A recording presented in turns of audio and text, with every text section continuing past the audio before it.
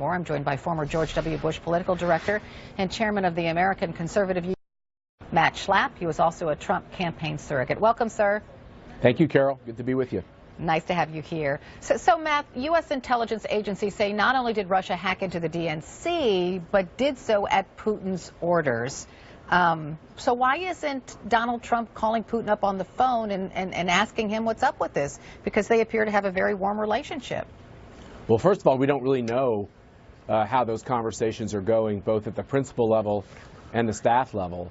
And I think, look, I was a Trump supporter, Carol. You can imagine, after seeing this effort to try to influence this vote of the electors, which I don't think I've ever seen in my lifetime, the fact that people want to get to these electors and brief them and talk to them before they do the will of the people from their state who they are supposed to represent in this vote, it all looks so political. And I think it's unfortunate that we are politicizing all these questions. And look, I think having a very clear explanation of the facts that we know on the ground from these different agencies, from the FBI, from the CIA, from the other important agencies, I think would be very important. I think instead what we're seeing is a lot of people talking about what they've heard people say inside these agencies, or reporters saying, I've talked to sources.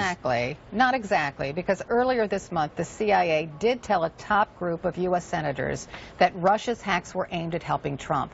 This is what Senator Dianne Feinstein, who is the vice chair of the Senate Intelligence Committee, told Wolf Blitzer. Listen.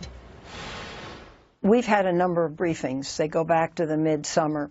They involve the leadership of the intelligence committees. I've been on the committee for 15 years. I've been chair for 6, vice chair for 2.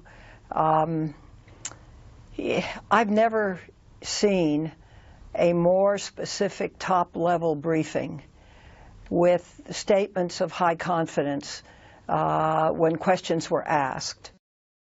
It's clear to me that this is a very serious situation, and I don't want to see the relationship with Russia get worse. Okay, so Matt, it's not just sources out there saying stuff and spreading rumors. Dianne Feinstein can't say exactly what the intelligence services told her because, as you well know, she cannot because of the role in which she serves for the U.S. government. So it's more than that. It's very serious. And high-powered Republicans, by the way, also agree with her, many of them. Well, all I'm saying, Carol, is that the politics are swirled throughout this. And if this is as serious as Mr. Brennan and others are saying, I don't just want to hear from Dianne Feinstein, even though I have respect for her.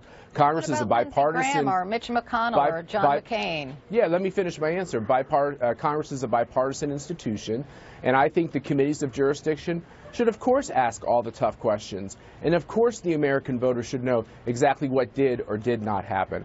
And I also think we have to look at something else, Carol, which I think should be part of the reporting as well, which is President Obama's administration has left us very vulnerable. Every time the president comes out and blames Vladimir Putin and others in the Russian government, I think we also have to look at ourselves. This is where espionage goes in the 21st century. And so America has to be able to protect itself. President Obama is vowing retaliation for what Russia did during America's election. Why didn't he stop it? Why don't we have the ability to protect our electoral process? He's making these charges. It's actually, he's pointing to his own administration's failings to be able to stop.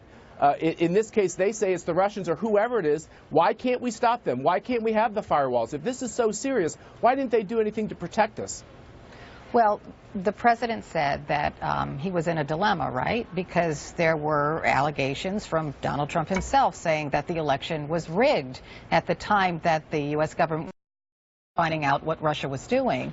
So you were in the strange place, right? You don't want to make people less confident about our electoral process, Carol, by making things public. You want to keep it private. And that's why President Obama talked privately with Vladimir Putin and didn't make what he said to Putin public. I think what the problem with that strategy, Carol, once again, I'm a Trump supporter.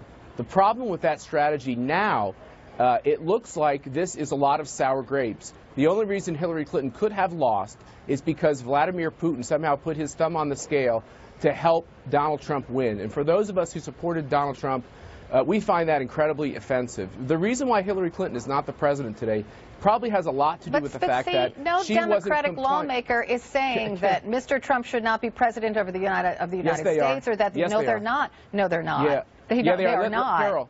Carol, let's get through here. Some Democrats within the Electoral College may be saying that, but it's not lawmakers and it's not the President of the United States. I didn't accuse the President of the United States. What I'm saying is that the politics are swirled throughout this. And why is there such a strategy to say that these electors should be briefed on what potentially Mr. Brennan has found on his findings, but the American voter and the American people? Why can't we hear exactly what his charges are? And why can't we hear it in a way where it is bipartisan? And why can't we hear it in a way where it'll build confidence in the fact that we have a strategy to take care of this problem, instead of it looking like we're looking at the election that was about a month ago and we're saying something must have happened because there's no way she could have lost. And I don't think that's going to help this country get into the next phase. If indeed the intelligence sources are saying that the hacking is continuing, don't you think it ought to stop? We have a cyber security emergency in this country. Exactly. This is the way espionage is going. Our friends, our allies, our enemies, terrorists, this is a huge problem, and I think the Obama administration has failed us on it. I don't think it's just about what happened in the election. Shouldn't Mr. Trump do better then? Shouldn't he taking the reins? I guarantee you something, Carol. He's not, by the way, he hasn't been sworn in yet. It's important to keep reminding. Yeah, we have one president, and it's Barack Obama. Are you forgetting Carrier in Indiana? He wasn't president then either, but he acted as a president. So that's not a good argument. Okay, but you think that he can solve cybersecurity without any constitutional powers? I don't think he can. But I do know this.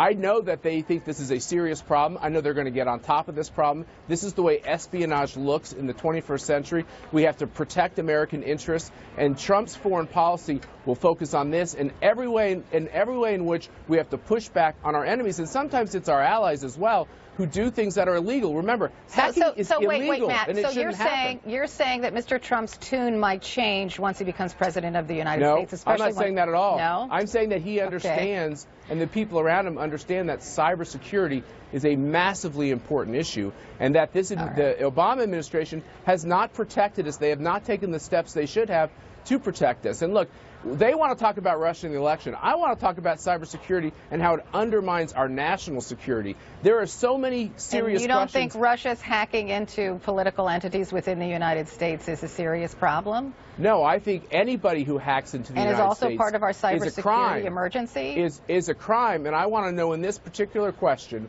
and I've watched all your reporting, and I think on this particular question, it is a very dangerous game for the intelligence community to not just come clean to the American voter and tell them what they know. They're playing a game of leaks. They're playing a game of selective briefing, and it looks partisan to those of us who support Mr. Trump, and there's a lot of us across the country. If they want to know if they have something, why don't you just tell us? Okay, hopefully they will very soon. Hopefully so. I know, I'm with you. Schlapp, thank you.